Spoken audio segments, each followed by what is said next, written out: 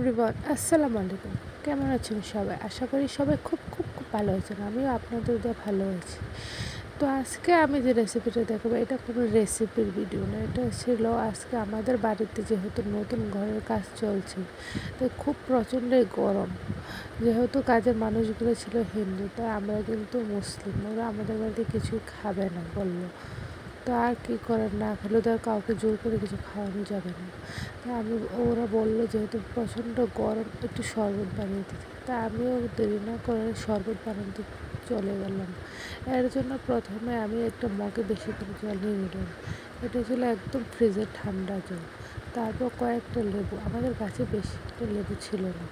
লেবুগুলো ছিল একদম বেশি একটু শক্ত হয়নি বা বড় হয়নি, ছোটো ছোটো লেবু ছিল, কিন্তু খুব স্যান্ড ছিল লেবুগুলোতে। তো লেবু দিয়ে দিলাম, তারপর দিয়ে দিলাম ফ্রিজের বরফ ফেলা ঠান্ডা জল।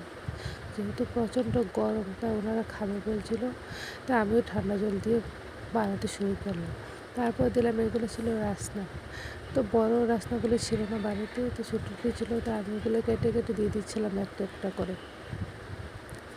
লেবুর উপরে রাসনাগুলো দিলাম। এইগুলো খেতে কিন্তু আমার কাছে ভালোই লাগে, দামিগুলোর থেকে এগুলো অনেক ভালো। তারপর দেখুন কি সুন্দর করে এগুলো বেঁকে যাচ্ছে, কিন্তু আস্তে আস্তে কালার হয়ে যাবে। এগুলো কমলা কালার ধরবে আস্তে আস্তে। তারপর আমি দিয়ে দিলাম বেশি করে চিনি। চিনি ছাড়া শরবত খেতে একদম ভালো লাগে না। যেহেতু এটা বেশি করে বানানো হবে, তাই আমি বেশি করে চিনি দিয়ে দিলাম। কার কেমন লাগে জানি না, কিন্তু আমার চিনি ছাড়া শরবত একদম ভালো লাগে।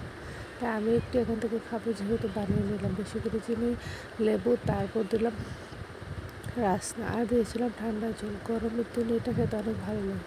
তারপর দিয়ে দিলাম লবণ। লবণ না দিলে কিন্তু টক টক লাগে ফ্লেভারটা, তাই বেশি করে লবণ দিয়ে দিলাম।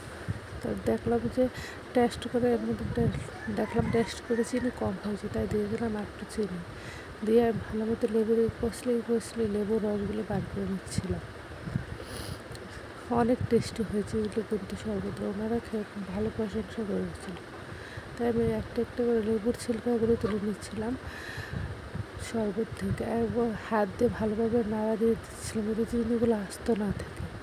দেখুন কি সুন্দর কালার চলে এসেছে শরবতের, একদম হলুদ কালার। তারপর আর কি গ্লাসে ঢেলে শরবতটা ভালোভাবে নাড়া দিয়ে দিচ্ছিলাম। ভালোভাবে না নাড়া দিলে কিন্তু চিনিগুলো আস্তই থেকে যায়। লবণ চিনি এগুলো একসাথে মেশাতে হলে এভাবে গ্লাসে নাড়া দিতে হয়, তাই আমিও দিয়ে দিচ্ছিলাম। এই দেখুন ওদেরকে দিয়ে দিলাম শরবত, ওনারা এখন খেয়ে নেবে।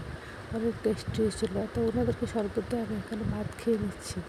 ভাতের মধ্যে মাছকে রান্না করেছিল, কাঁঠাল সবজি, আর ছিল ডিম দিয়ে পেঁয়াজ দেওয়া ভুনা।